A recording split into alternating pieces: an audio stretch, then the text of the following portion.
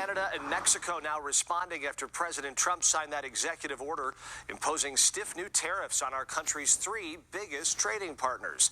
Sarah Maki is live in the newsroom for us here at 10 o'clock with more on the developing story. So, Sarah, when do they all go into effect exactly? Right, Chris, just after midnight on Tuesday morning, 25% on imports from Canada and Mexico, another 10% on goods coming from China. But trade wars come with some casualties, and the Canadian Prime Minister, Justin Trudeau, says that they will now start tariffs on about $30 billion worth of goods from the U.S. starting Tuesday, ramping that up after about 3 weeks. So Canadian companies can have some time to find some alternates. The coming weeks will be difficult for Canadians, and they'll be difficult for Americans. We don't want to be here. We didn't ask for this. But we will not back down.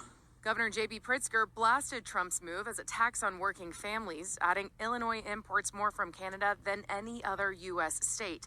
And exports support about 800,000 jobs across Illinois.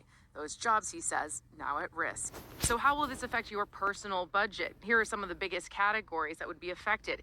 Gas and lumber from Canada, groceries and appliances from Mexico. Canada sends 75% of all its goods and services exports to the U.S., and almost a quarter of the oil that the U.S. consumes comes from Canada. Trump giving a break to Canadian energy, instead putting that at a 10% tariff. Mexico's Secretary of Economy warned U.S. consumers will face higher prices on things like vehicles, car parts, and produce, like avocados. But one Loyola economics professor told us he expects we won't see prices shift up for a couple of months, and this is still very much a developing situation.